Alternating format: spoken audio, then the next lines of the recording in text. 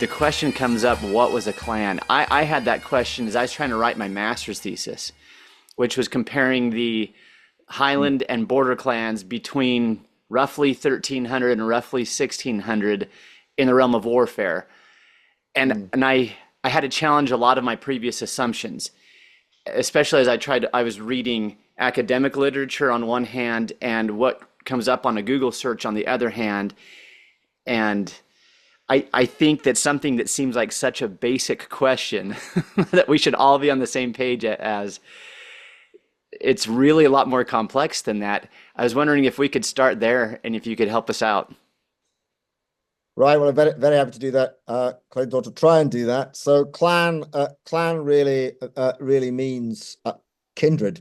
It is a description of a relational group, but we have to be very careful because although clans and clan families were used to describe the social situation in Scotland in the 1500s, 1600s, 1700s, the term clan system is actually Victorian, and it suggests that there was a properly worked out social system in the clan among clans, which was different from, say, the system of landholding or jurisdiction or lordship elsewhere in Scotland. But that isn't really the case. So it's a very complex situation. I think it's probably best to see Scotland as part of a spectrum. The broad nature of Scottish landholding throughout up to the 18th century is feudal. And indeed, some ways much beyond that. It's a feudal landholding structure. Some of those feudal lords are the chiefs of the name, and so they're the head of a clan.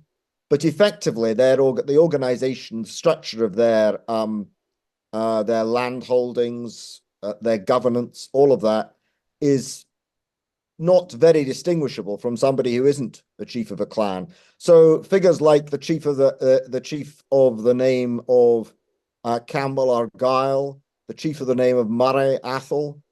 These are just great. These are great. The chief of Gordon, the Duke of Gordon. These are just great magnates. At the same time, there are people who are further away from the center of power, who's still basically the same sort of organization, but they often don't have quite the same kind of legal backup, the same sort of paperwork. Their links are more informal. But are they related to the people that they lead? Sometimes they are, and sometimes they aren't. Sometimes people take the name Cameron, for example, and they're nothing to do with Cameron Lochiel, nothing to do at all. And at the same time, the Campbells themselves have sept groups who they're protecting, like the Martins or the MacMartins, who are a subsidiary group on Cameron Lochiel lands. So it's a complicated picture, but it's not to get away from the sense of there being some kind of special Celtic society, I think is important. What there is a spectrum whereby there are some landholding, all landholding in Scotland is basically feudal. It's also strongly kindred based because kinship is really important in a small country, a small society. Some of it is more feudal than kindred based. Some of it is more kindred than feudal based, but it's a spectrum.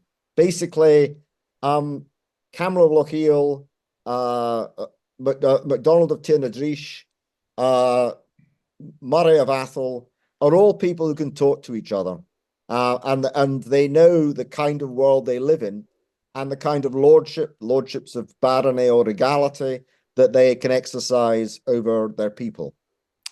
So, Murray, it seems like in that description, you're referring to a society that maybe wasn't as uniform as we like to make it sometimes. And this has been a theme that has come up over and over again as in not only my own studies, but conversations with others, that we like to put things in their tidy little boxes and say, here's a line.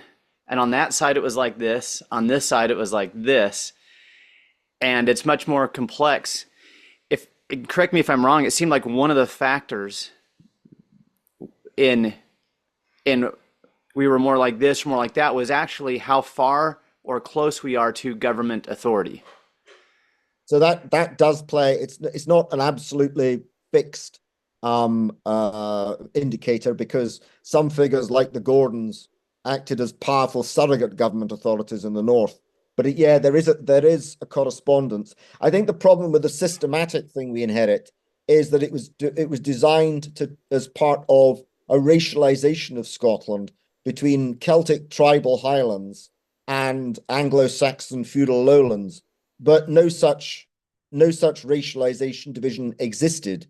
Although the term highlands was used, the term Highland line first appears in 1784 legislation of the British Parliament on excise.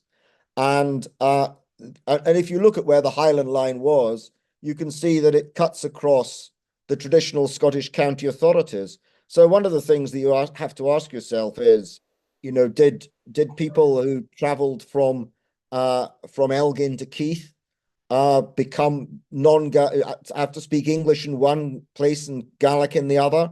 I mean, there aren't two cultures here. The very division of Scotland into sheriffdoms and counties indicates a singularity of culture with very different emphases. I'm not suggesting that, for example, the West Highlands and Islands weren't very detached from government and, in a sense, are the most remote from centralized social structures.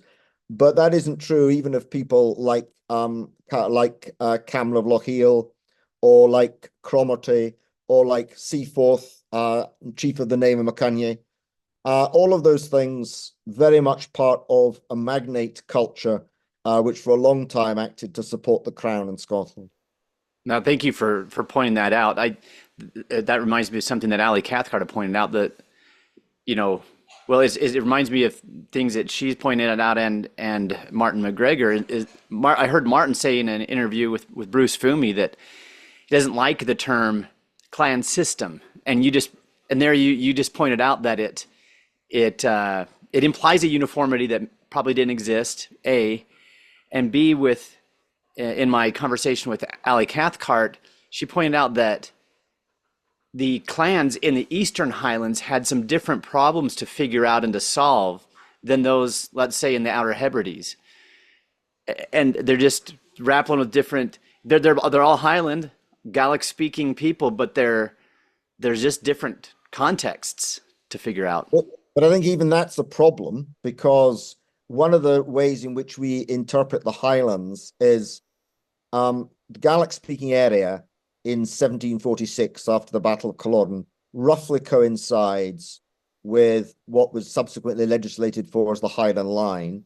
And then when the Highland boundary fault was identified in the 19th century by geologists for the first time, that seemed to inscribe the Gaeltacht and the Highlands, or the uplands of Scotland, as one place. But of course they are not, because even just before Robert Burns was born in 1759, that decay probably saw the death of Ayrshire Gaelic. Gaelic spoken bilingually in northeast Scotland into the 19th century. I'm not even sure I'd want to go as far as saying there is a clan structure rather than a familial or familially linked feudal structure there. At Aberdeen Grammar School, City of Aberdeen, Gaelic is a learned language to which the pupils can converse in 1593, even though it's not their daily language. The thing is that once you see the size of the Gaeltacht, say in 1600, it no longer corresponds to the Highlands at all.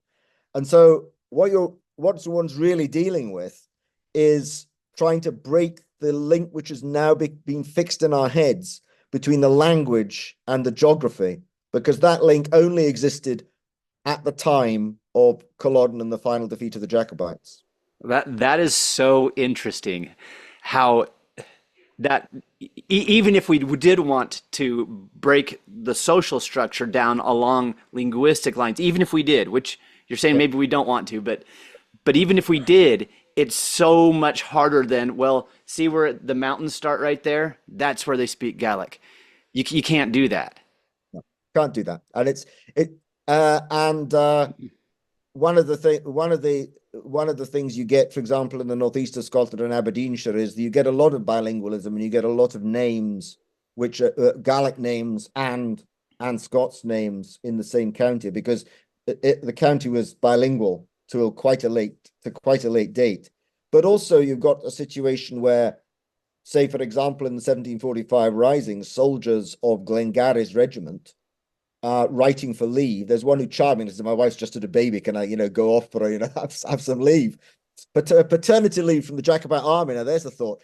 Anyway, he writes in English, and he writes a 3-page letter in extremely good English, and he's just a private soldier in Glengarry's. So you actually, even in the middle of the 18th century, got to see these people. They speak Gaelic at home. They listen to Gaelic poets and Céiles and so forth, but actually they're literate in English. Wow. Wow, that I think is so important to understand. And I noticed some of the same things you talk about in the Northeast with a mixed environment, a linguistic environment. I don't, and I've read a few papers on Galloway and Gaelic there, and you notice that there are a lot of Gaelic surnames down there, but then you also have Gordon in the Southwest, Stewart in the Southwest. So you see the mixture.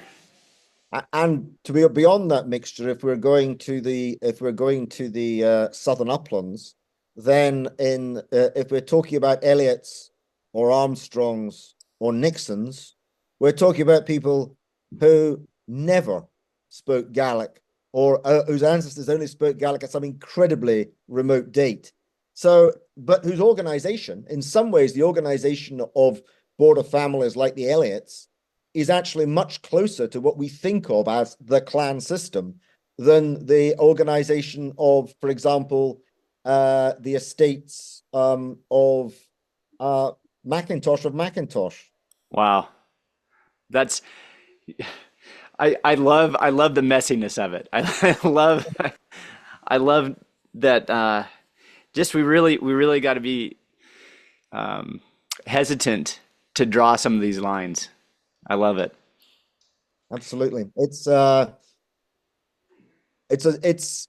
not a linguistic, it's not a linguistic entity.